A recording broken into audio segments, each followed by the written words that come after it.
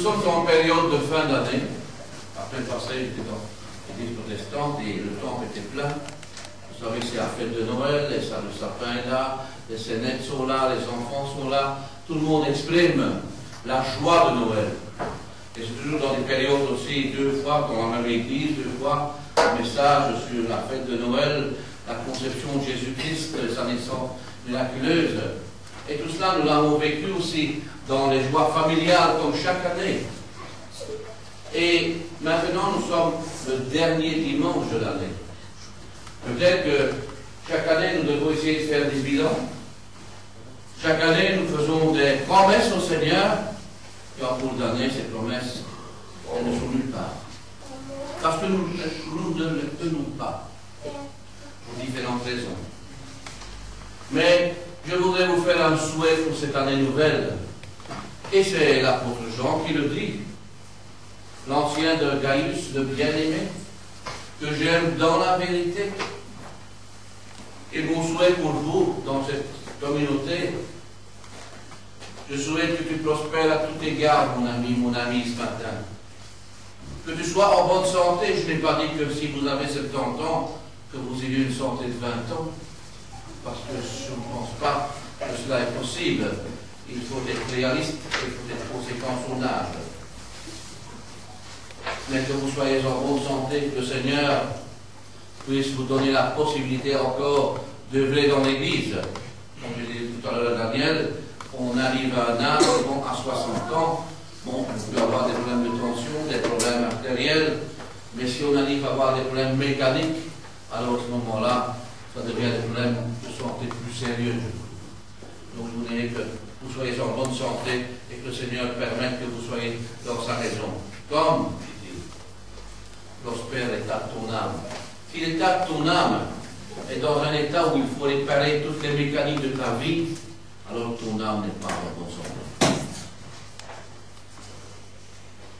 Le début de l'année est une période traditionnelle pour souhaiter ce matin des vœux de bonheur à chacun de nous. La semaine prochaine, pour le Pérez, dimanche prochain, parce que ce dimanche-ci, nous sommes le dernier dimanche, et nous allons peut-être déjà nous souhaiter bonne fin d'année à chacun tout à l'heure dans une accolade, et souhaiter à chacun une bonne et heureuse année en famille. Et nous souhaitons toujours des choses positives à chacun d'entre nous, évidemment. Mais dans l'année qui coule, et qui va s'écouler pendant 335 jours, il y en a peut-être qui vont rejoindre le Seigneur. Personne ne le sait. Mais l'amour n'est pas une fin en soi, elle est un commencement avec le Seigneur. Alors ne soyons pas morbides, ne soyons très positifs ce matin. Nous donnons à chacun des vœux de bonheur. Généralement, il est question, soyez heureux dans votre travail, dans votre vie professionnelle, pour les jeunes, que vous ayez une bonne santé. Et souvent, dans notre société dans laquelle nous vivons, beaucoup disent que vous ayez du succès dans vos entreprises. Le succès. Et parce que si l'entreprise ne fonctionne pas, vous allez avoir un sérieux problème. Le disciple de Jésus même, s'il n'est pas insensible à ces éléments, si vous n'êtes pas insensible à ces éléments de vœux, de réciprocité, pourtant, nous devons fixer ce matin notre attention, j'ai bien dit, sur la réussite dans notre vie chrétienne, dans notre vie en tant qu'enfant de Dieu. C'est ce que souligne l'apôtre Jean quand il écrit à Gaius. Le premier souhait que je voudrais vous faire à vous, mes amis, pour 2014, c'est celui-ci. C'est une prospérité intérieure. Et à vous les jeunes aussi. Une prospérité intérieure. Elle n'est pas le gage d'une prospérité matérielle, mais une prospérité intérieure. Comme prospère l'état de ton âme. En évoquant la prospérité de l'âme de Gaius, Jean fait éloge d'une santé intérieure indéniable ce matin. La Bible nous encourage et nous donne les moyens d'expérimenter cette véritable prospérité à l'intérieur. Même dans un contexte qui peut être hostile, douloureux et difficile souvent à gérer au-delà de notre enveloppe charnelle, le souhait de Jésus est que chaque chrétien connaisse un épanouissement, une authentique harmonie intérieure par la présence et par la paix divine. Par la présence de Jésus-Christ et par une paix divine dans votre vie pour 2014. C'est ce que nous a dit l'apôtre Jean dans son évangile au chapitre 4. Qu'est-ce qu'il a dit Jésus? Je vous laisse la paix. Je vous donne la paix. Et je ne vous la donne pas comme le monde la donne. Que votre cœur ne se trouble point et ne s'alarme point. Et dans l'épître de Paul aux Romains, il a exactement cette même pensée pour vous pour 2014. Louez le Seigneur, vous toutes les nations. Célébrez-le vous tous les peuples ce matin. Vous célébrerez l'Éternel pendant 2014 de tout votre cœur. Et de ne pas vous inquiéter de rien, comme dirait-il dans son épître aux Philippiens. Mais en toute chose, faites connaître à Dieu vos besoins par des prières et des supplications. Il a bien dit des prières et des supplications.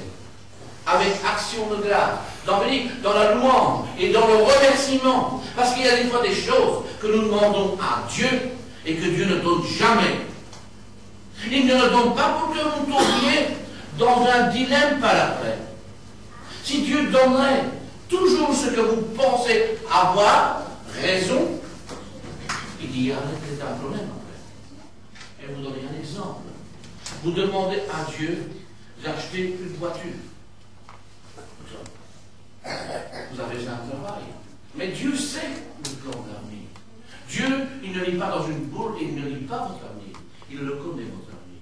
Il est déjà dans le présent, il était dans le passé, il est dans le présent, il est dans le futur. Et peut-être que Dieu ne va pas vous le donner. Parce qu'il sait qu'à un moment donné, il y aura un point dans votre vie. Vous n'accepterez peut-être pas au début de votre vie ce dilemme, dans d'autres choses. Mais par après, en avançant avec lui, ce point viendra. Et vous direz, mais si j'avais fait ça, je serais maintenant, grossièrement, dans la place juste. Mais Dieu a permis que cela n'arrive pas.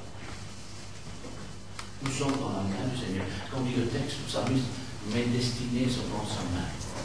Il faut être dans la volonté de Dieu, avec action de grâce en nous. Et la paix de Dieu gardera vos cœurs et vos pensées en Jésus-Christ. La paix et la sérénité ayant une origine terrestre. Souvent, nous parlons de paix et de sérénité, c'est une origine terrestre. Mais elles sont souvent dépendantes, cette paix, dans notre société, des circonstances qui nous entourent. Donc, elles sont aléatoires, cette paix. Elles sont éphémères, la paix que le monde nous donne. Elles sont simplement des choses visibles autour de nous. Cette paix. Tandis que celles qui émanent de Dieu ne sont pas en rapport avec une amélioration de la situation rencontrée, mes amis. Mais elles sont l'œuvre du Saint-Esprit pour un cœur qui reste ouvert ce matin. Alors il faut que votre cœur reste ouvert en 2014, constamment, pour avoir la paix de Dieu. Et pourtant, il y a des hommes et des femmes dans la parole de Dieu qui ont expérimenté la paix de Dieu. Tout le monde parle de paix, mais ils ne savent pas qu'est-ce que c'est. Nous avons trois exemples dans le livre de Daniel. Shadrach, Meshach et Abednego dans Daniel 3. Et Étienne dans le livre des Actes. Paul et Silas dans le livre des Actes au chapitre 16 et au verset 25. Vers le milieu de la nuit, Paul et Silas priaient et chantaient les louanges de Dieu. Et les prisonniers les entendaient. Ils étaient là, mais ils avaient la paix de Dieu au travers de leur vie, au travers de leur corps. Pas une paix que le monde donne, mais une paix qui a une origine céleste, mes amis. Au préalable, ces trois jeunes Hébreux que vous connaissez avaient décidé, en compagnie de Daniel, de ne pas participer aussi à l'histoire que vous connaissez, au repas desquels la viande servie provenait d'animaux sacrifiés à des idoles, suivant un rite païen. Ils ont également choisi de se préserver des orgies de ce temps-là et des débordements de tout ordre qui caractérisaient la vie du roi de cette époque. La paix de Dieu face à une mort certaine a été accordée à des gens qui ont été déterminés à ne pas faire des compromis avec le péché et avec toute forme de souillure. Étienne était rempli de la paix et d'assurance devant le Sanhédrin et les meurtriers parce qu'il était en communion avec son Dieu. Le Saint-Esprit pouvait ainsi manifester son œuvre en lui.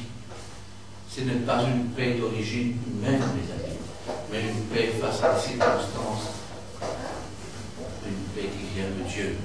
Dans le livre des Actes, chapitre 3, et qu'est-ce qu'il est dit? C'est pourquoi, frères, choisissez parmi nous cet homme de qui on entend un bon témoignage, qui soit plein d'Esprit Saint, de sagesse, et que nous chargerons de cet endroit. Paul et Silas n'ont pas craint une éventuelle exécution suite à leur emprisonnement, car ils ont abandonné totalement leur vie et leur destinée entre les mains de leur maître. Nous avons des exemples dans le livre des Actes encore, chapitre 20 au verset 24. Mais je ne fais pas pour ma vie aucun qualité, comme si elle m'était précieuse, pourvu que j'accomplisse ma course avec joie. Et le ministère que j'ai reçu du Seigneur, c'est d'annoncer la bonne nouvelle de la grâce de Dieu. La paix de Dieu qui vous est donnée est une paix que le monde ne peut pas donner. Ah, la paix que Jésus donne, que nous chantons si souvent. Rappelez-vous, c'est une paix que le monde ne peut pas donner. C'est une paix qui vous permet d'aller en paix aussi avec le Seigneur. Et c'est ce que nous dit l'apôtre Paul dans son second épître aux Corinthiens, et qu'il est mort pour tous afin que ceux qui vivent ne vivent plus pour eux-mêmes, mais qu'ils vivent pour celui qui est ressuscité, mes amis. On découvre deux dimensions du repos divin, mes amis. Le repos divin, la paix divine, celui accordé en réponse à une attitude de foi. Le repos divin, la paix que Dieu nous donne, elle est donnée par rapport à une attitude de foi et d'abandon dans la présence du Seigneur. Une attitude de foi. Celui qui découle du choix volontaire de suivre Jésus, ses instructions, ses conseils et sa parole. Oui, mes amis, la prospérité intérieure, c'est la paix que vous aurez avec le Seigneur pendant cette année 2014. Vous devez en avoir, c'est mon souhait, avoir au travers de vous cette paix intérieure, ce repos intérieur, quel repos céleste, comme les airs de la foi que nous chantons, est accordé en rapport avec une attitude de foi et d'abandon dans la présence du Seigneur. Et celui qui découle du choix volontaire aussi, nous donne le repos éternel, le repos éternel, si vous voulez, c'est celui de suivre Jésus, ses instructions, dans ses conseils et dans sa parole que vous trouverez pendant cette année 2014 sous différentes façons. La parole de Dieu et d'autres commentaires qui nous nourriront, qui nous instruiront pendant cette année. Il nous dit que vous ayez une paix intérieure.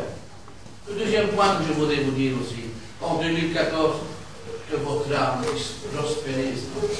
Que votre âme prospère. Vous qui êtes peut-être âgé, vous allez dire, oui, mais moi, je suis presque déjà à la fin de ma vie, mais vous avez encore des choses à accomplir pour le Seigneur. Et pour vous les jeunes, vous avez encore tout un élan de la vie devant vous, pour pouvoir grandir dans la foi et dans la stature parfaite du Christ. Notre âme est composée de 3 grandes sphères. Est-ce que vous savez cela? Notre âme est composée de 3 sphères. Notre âme est composée de l'intelligence et de la raison, des sentiments. Elle est composée d'émotions. Elle est composée de volonté. Notre âme est composée de ces 3 éléments, je fais. L'intelligence et la raison. Les sentiments, les émotions, la volonté. Une âme prospère est caractérisée par une action efficace du Saint-Esprit dans ces domaines. Vous êtes une âme vivante, mes amis. Est-ce que vous êtes conscient de ça? L'intelligence et la raison. Voilà des mots qui sont importants à comprendre ce matin.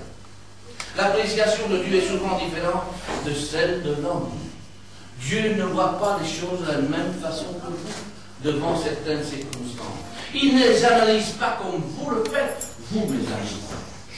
Si votre intelligence et la raison ne sont pas renouvelées sous l'action de l'esprit. L'appréciation de Dieu est différente de celle de l'homme et elle peut se situer à un autre niveau. Je vais vous donner un exemple dans la parole de Dieu pour bien cerner un peu ce problème. Vous avez dans le livre de Samuel au chapitre 16, le verset 7, et suivez bien. Et l'Éternel, il va dire ceci à Samuel. Ne prends point garde à son apparence et à sa haute taille. On choisit un nouveau roi. Quand vous prenez un nouveau roi pour diriger le peuple, vous auriez pensé avoir un homme fort en stature, bien la tête sur les épaules, un homme qui est prêt au combat, prêt à tuer ses ennemis. C'est ce que vous auriez souhaité. Mais il n'est pas dit dans la parole de Dieu que Dieu confond les choses folles du monde aux choses simples de notre société. Non. Ah, tu ne regardes pas son apparence, dit Dieu. Il dit à sa haute taille, car moi j'ai rejeté tout cela. Ce n'est pas mon point de vue. Ton point de vue à toi, c'est cela, d'avoir quelqu'un de grand, de fort, qui puisse maîtriser. Moi, je n'ai pas choisi cela. L'Éternel ne considère pas ce que l'homme considère. L'homme regarde à ce qui frappe aux yeux. Et souvent, c'est ce que nous faisons nous-mêmes. Mais l'Éternel, qu'est-ce qu'il regarde? Il regarde. C'est ce que nous dit le prophète Isaïe dans son chapitre 55. Il nous donne encore une parole pour nous permettre de comprendre l'intelligence et la raison. Car mes pensées ne sont pas mes pensées. Et vos voix ne sont pas mes voix, dit l'Éternel. Autant les cieux sont éloignés de la terre, autant mes voix sont élevées au-dessus de vos voix. Et mes pensées au-dessus de vos pensées. Ainsi, une intelligence et une raison efficace, remarquables, ne sont pas en rapport avec des facultés et un quotient intellectuel élevé. Vous savez, il y a des gens dans la Bible, il y a des gens dans la mission chrétienne qui n'ont pas fait d'études universitaires et qui ont, ces gens, un bagage extraordinaire. Ils possèdent parfaitement l'Ancien Testament, les langues traditionnelles, l'hébreu, le grec, l'araméen. Ils le possèdent, ils l'analysent. Mais ce n'est pas souvent avec des gens aussi forts et attelés dans la raison et l'intelligence humaine qui vont faire des prodiges dans la foi. Mais Dieu choisit quelquefois des choses faibles et les transforme. Et elles deviennent des hommes et des femmes à la lumière et à la stature de Christ. Oui, mais avec l'amour de la vérité. Ces gens sont convaincus de ce qu'ils possèdent. Ils sont convaincus de ce qu'ils ont comme bonheur, comme raison d'être, et le transforment sur le message de la vérité. Et c'est ce que nous dit l'apôtre Paul dans son épître aux Romains, chapitre 1, verset 17. Qu'est-ce qu'il dit? Je n'ai point honte de l'évangile, c'est une puissance de Dieu. En réponse à une telle démarche, le Seigneur communique l'éclairage comme cela et les capacités nécessaires à avoir une meilleure compréhension des choses de Dieu. Il faut que tu aies en 2014 une prospérité d'un Seigneur. Il faut qu'en 2014, ton âme puisse prospérer dans la raison et dans l'intelligence spirituelle ce matin. C'est ce que nous dit Jésus dans son évangile selon Saint Luc au chapitre 10 et au verset 21. En ce moment même, Jésus tressaillit de joie par le Saint-Esprit. Et il dit, je te loue, Père, Seigneur du ciel et de la terre, de ce que tu as caché ces choses aux sages et aux intelligents de ce siècle, et de ce que tu les as révélées à tes enfants, Seigneur. Oui, Père, je te loue de ce que tu as voulu ainsi. Dieu a aveuglé leur intelligence. Et dans le psaume 119, il est dit, par tes ordonnances, je deviens intelligent, Seigneur. Aussi je hais toute voie de mensonge. Quand nous lisons la parole de Dieu, notre intelligence, elle est renouvelée. Elle nous permet de nous garantir dans la pensée de Dieu et d'affranchir comme cela les difficultés de la vie avec sagesse et discernement. Comment pouvez-vous, je vais prendre un exemple qui est peut-être banal, faire des tables, faire des additions, des soustractions, des multiplications, si vous ne connaissez déjà même pas les 10 tables de multiplication? Vous savez, quand moi j'ai appris avec mes filles, même dans la salle de bain, en appelant toutes ces tables de multiplication. La table de 1, la table de 2, la table de 3, la table de 4, jusque 10. Et il fallait savoir, ça veut dire 8 fois 8 égale combien? 64. Très bien. Mais si vous ne pouvez pas déjà dire cela, vous n'êtes pas capable de pouvoir aller plus loin.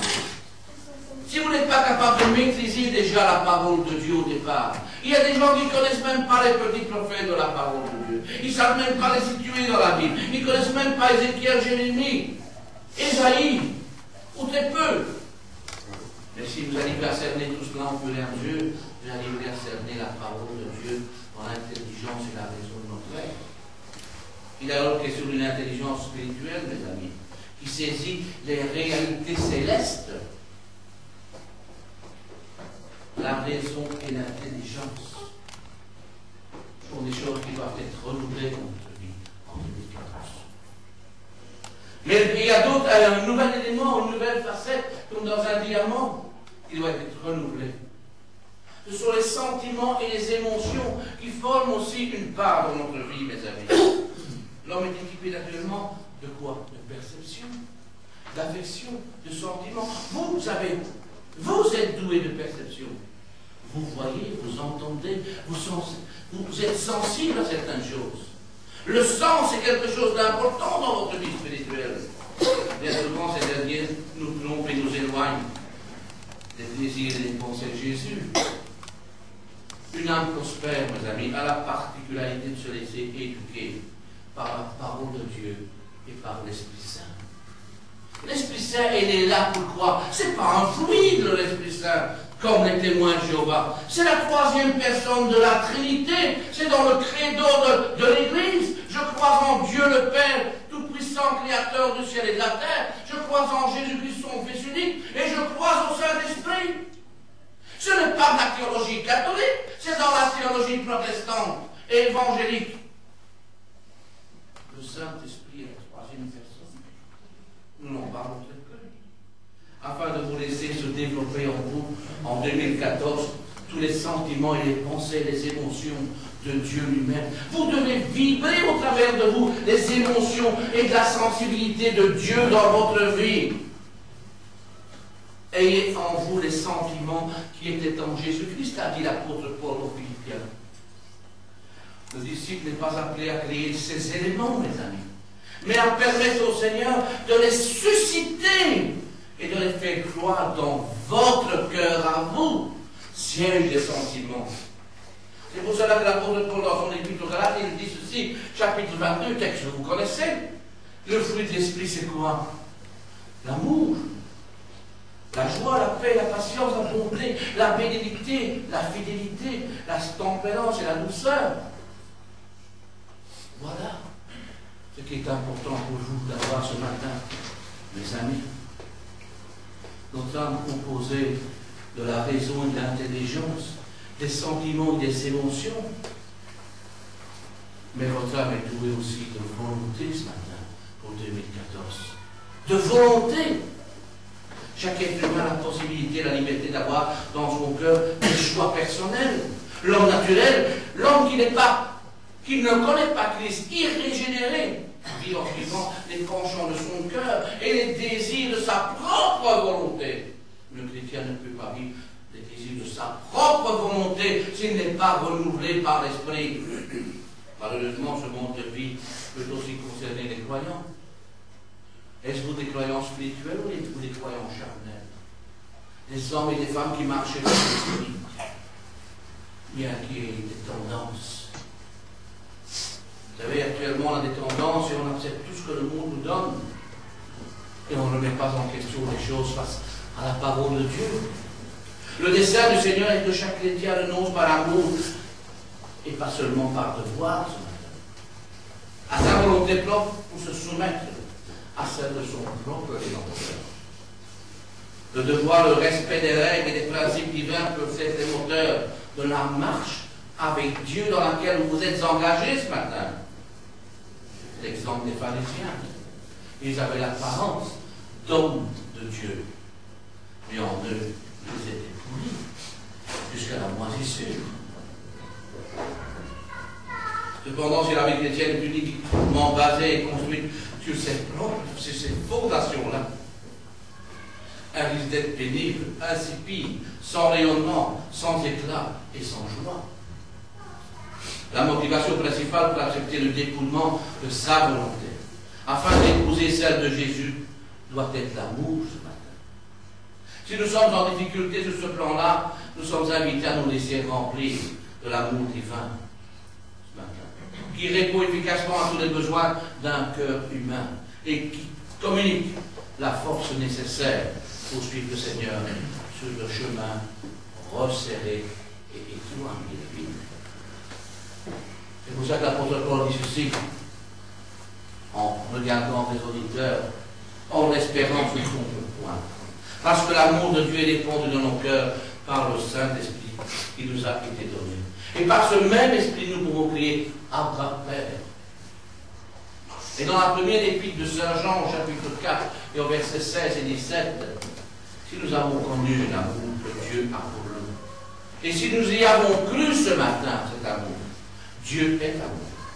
Et celui qui demeure dans l'amour demeure en Dieu, et Dieu demeure en lui. Tel il est, tel nous sommes aussi dans ce monde. C'est dans cela que l'amour est parfait en nous, afin que nous ayons de l'assurance au jour du jugement. Jésus est l'exemple parfait de la soumission volontaire et joyeuse.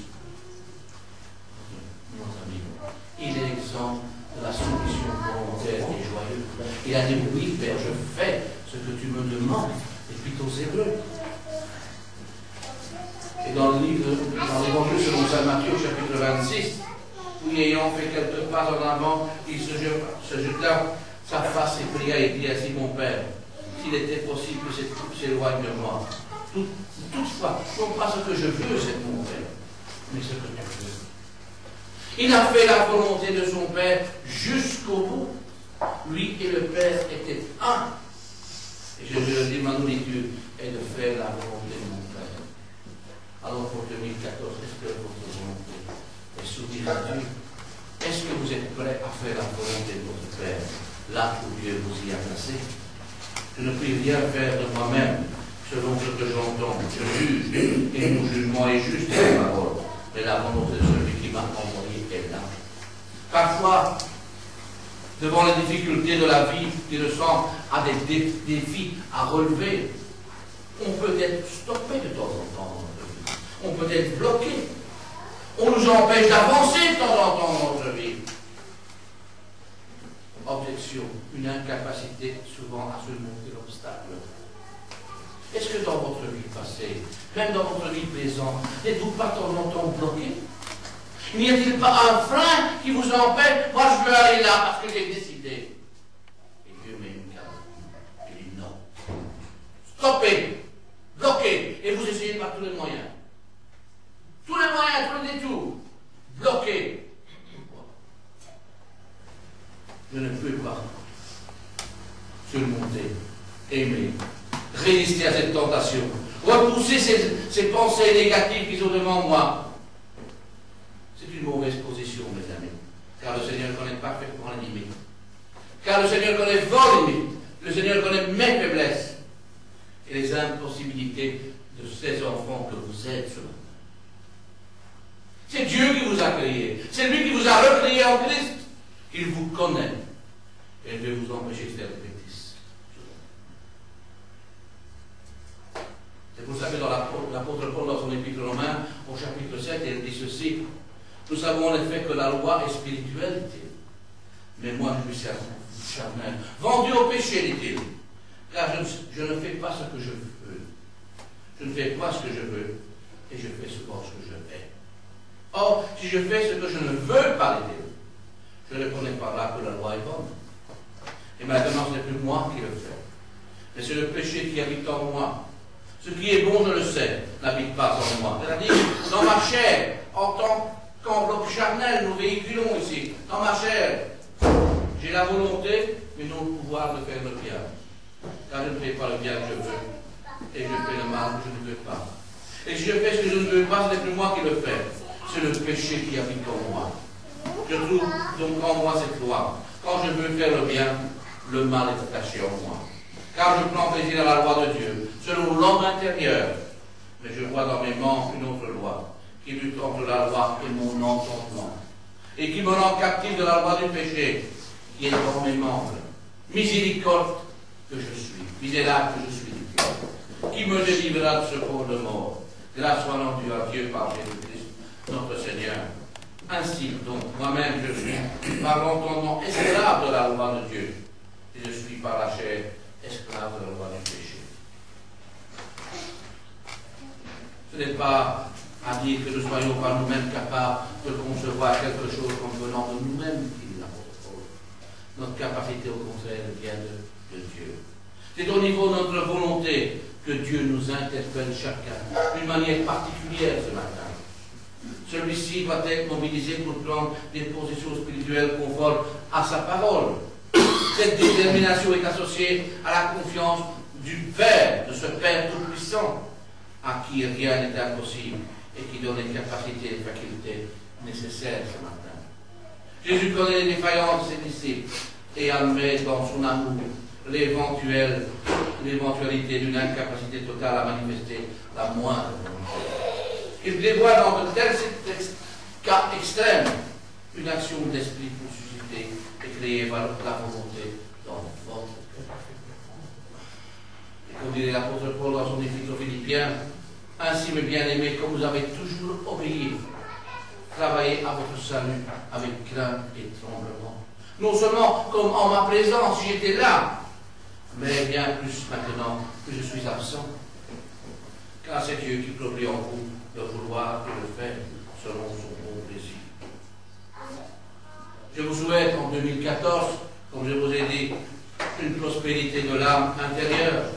Je vous souhaite à l'intérieur, mes amis, aussi en 2014, que votre âme prospère aussi, et que votre réseau, votre intelligence soit renouvelé en émotion, en partage, en sentiment, et que votre volonté soit soumise à Dieu. Et je vous souhaite aussi en 2014 une bonne santé physique, que ne puis-je pas vous souhaiter. Dans notre contexte, nous aimerions pas davantage souvent des guérisons, qui tout le monde ne peut pas dire le contraire, des relèvements peut-être, des délivrances, des maux incurables. Qui ne souhaite pas cela ce matin? Même si cela ne se passe pas souvent comme dans les mêmes proportions du livre des Actes, où la guérison était instantanée, où des gens étaient guéris. Oui, Dieu a marqué son temps par certaines choses. Mais le Seigneur agit cependant et confirme continuellement en 2014 sa parole dans le cœur, souvent en le restaurant. Dieu opère encore celui-là. Peut-être plus les mêmes, mais il opère celui-là. Parce que c'est le Dieu de la guérison. Ne nous laissons pas ce matin l'incrédulité et les pensées négatives souvent nous envahissent quand notre santé est quelquefois entachée de maladie. Soyons au contraire renouvelés dans la foi ce matin, afin de nous attendre à tout moment à une guérison de la part de Dieu. La main de Dieu n'est pas trop courte pour vous sauver. La main de Dieu n'est pas trop courte pour vous guérir. Son oreille n'est pas trop dure pour vous entendre, ni ses yeux pour vous voir. Dieu n'a pas de yeux, Dieu n'a pas de main. Ce sont des anthropomorphismes. Dans l'Ancien Testament, il fallait ramener Dieu à soi-même. Mais Dieu est un tout. Il peut voir. Il est omniscient, omniprésent, omnipotent. Il peut être tout en même temps. Il vous voit, mes amis. Il vous aime, ce Dieu. Il n'a pas changé depuis la création du monde. Même en 2014, il passe au travers du temps. Et il agit dans votre vie. Alors ce matin, il ne s'agit pas d'être obsédé, stressé, exclusivement accablé dans une situation d'expectative ce matin. Mais tout simplement de rester confiant dans la puissance divine. Dieu est le même. C'est ce que nous dit le prophète Ésaïe. Sa parole est la vérité. Car ainsi a parlé le Seigneur, l'Éternel, le Saint d'Israël. C'est dans la tranquillité, mes amis, et le repos que sera votre salut. C'est dans le calme et la confiance que sera votre force. Mais vous n'avez pas voulu. Combien de gens sont agités, ne dorment plus, prennent des médicaments sans aller pour dormir, ils sont troublés. par une situation qui les accable. Et pourtant Dieu met des calmes. Ou par une maladie. Prenons le prophète Isaïe. C'est dans la tranquillité de repos que sera votre salut. Dans le calme et la confiance que sera votre force. Et puis là, le dernier point. C'est le point le plus important. Pour moi. Une prospérité à tout égard. Ne me dites pas, je vais me chercher un billet de loto et je vais le gratter, j'ai le million. Je n'ai jamais dit ça. Ne me dites pas que vous aurez une belle maison, une belle voiture. Que vous aurez prospérité, d'avoir des enfants. Le Seigneur souhaite une vitalité à chacun de nous ce matin. Une bonne santé pour l'âme et le corps, mais aussi pour l'esprit. Le Saint-Esprit désire renouveler la dynamique de l'Église en dispensant ses dons aussi, et en multipliant ses actions dans l'Église locale à laquelle vous faites appartenance ce matin. Vous êtes membre de l'Église. Que le peuple de Dieu soit assoiffé de la vie de l'Esprit et s'attende à recevoir des dons, des visions, des pensées, des paroles du Seigneur ce matin, en 2014. Qu'est-ce qu'il dit dans le livre de l'Acte, au chapitre 2, les versets 16 à 18? Mais c'est ici ce qui a été dit par le prophète Joël. Dans les derniers jours de Seigneur, je répondrai de mon esprit sur toute chair. Vos fils et vos filles prophétiseront. Vos jeunes gens auront des songes, vos vieillards auront des songes, des visions. Oui, sur mes serviteurs, sur mes servants. Dans ces jours-là, je répandrai mon esprit et ils prophétiseront. Quel climat de foi et de consécration favorise les dons spirituels dans une communauté locale. Et que le Seigneur produise sa nature dans chacun de ses enfants dont vous êtes. Et nous pouvons dire comme l'épître de Paul aux Galates, j'ai été crucifié avec Christ, c'est le plus moi qui dis, mais c'est Christ qui vit en moi. Avez-vous cette expression en vous pour 2014?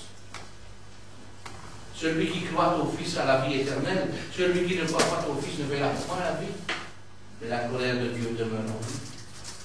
Jésus est favorable dans sa souveraineté, dans sa grâce ce matin, et en fonction des cas, à une prospérité dans tous les domaines, que ce soit dans le domaine familial, que ce soit dans le domaine social, ou que ce soit dans le domaine matériel. Dieu est favorable à cela. Il n'est pas contre cela. Je recommande aux livres du plaisancier de ne pas être orgueilleux, dit l'apôtre Paul simplement, et de ne pas mettre leur espérance dans les richesses incertaines, mais de la mettre en Dieu qui nous donne avec abondance toutes choses pour qui nous en jouissions. Son désir suprême est néanmoins que les élus soient riches pour lui. Et pas riche seulement sur le plan matériel, mais riche en lui ce matin. Il en est ainsi de celui qui amasse les trésors pour lui-même et qui n'est pas riche pour Dieu. Gaius avait du succès dans l'application de son ministère, qui consistait à exercer l'hospitalité envers des prédicateurs itinérants. En effet, au 1er siècle de notre ère, les évangélistes allaient de village en village pour annoncer le salut. Ils logeaient généralement chez les autres qui acceptaient de les accueillir. Gaius était connu et apprécié pour les abriter sous son toit. Chaque chrétien appartient au corps de Christ. Il a donc sa place, sa fonction, son rôle à jouer pour participer à la bonne santé ce matin de l'ensemble dans la complémentarité des autres membres. Nous formons une famille, nous avons chacun des dons. Et nous sommes tous complémentaires pour faire avancer la communauté locale. Que chacun font ce matin, pour 2014, puisse prendre conscience de ses richesses, puisse prendre conscience de ses propres talents pour les mettre au service du Seigneur et de son prochain. Non pas pour faire de l'excès de zèle. Vous savez, dans les talents, il y en a toutes sortes. Il y a toutes sortes de dons que Dieu demande. 1 Corinthiens 12. 2 Corinthiens 8,5 nous dit, et non seulement ils ont contribué comme nous l'espérions, mais ils se sont d'abord donnés à eux-mêmes, au Seigneur, puis à nous, puis à la volonté de Dieu. Je vais terminer lentement en disant ceci. Une église est prospère dans la pratique et non pas seulement en potentiel. Vous savez, il ne faut pas être nombreux pour dire qu'une église est prospère. Il s'agit qu'elle est dans un petit groupe, mais que dans ce petit groupe, chacun mette la main à la pâte pour construire la communauté. Donc, chacun met une brique et l'église Chacun met quelque chose et l'Église grandit. L'ensemble de ces membres participe activement à son développement en offrant ce qu'il a et ce qu'il est. En offrant ce qu'il a et ce qu'il est. Alors nous pouvons dire comme l'apôtre Paul nous exhorte, frères, par les compassions de Dieu, à offrir vos corps comme un sacrifice vivant, saint, agréable à Dieu, ce qui sera de votre part un culte raisonnable. Que Dieu vous garde, vous fortifie, et je vous souhaite à chacun une bonne fin d'année, un bon commencement dans le Seigneur, un bon renouvellement dans le Seigneur aussi. Et je voudrais vous lire quelque chose, et je vous invite à vous lever pour écouter ce que j'ai à vous dire, et à prendre conscience pour 2014, parce que le Seigneur a quelque chose à vous dire. Seigneur, tu le sais. Il arrive que sous le poids de diverses épreuves auxquelles nous sommes tous soumis en 2014, nous connaissions des moments d'intense découragement, que nous ne trouvions plus d'issue peut-être à une situation précise, que nous ne parvenions même plus à garder confiance en toi. Seigneur, aide-nous à comprendre que ta parole est toujours la lumière dans notre obscurité. Et que ton amour nous reste acquis en toutes circonstances. Car, Seigneur, en 2014, comme pour le reste, tu ne relis jamais tes engagements, tes promesses de fidélité et de foi. Que Dieu vous garde et vous fortifie. Amen. J'espère que vous serez encouragés par les techniques du Seigneur d'être béni. On va chanter encore un chant et après nous passerons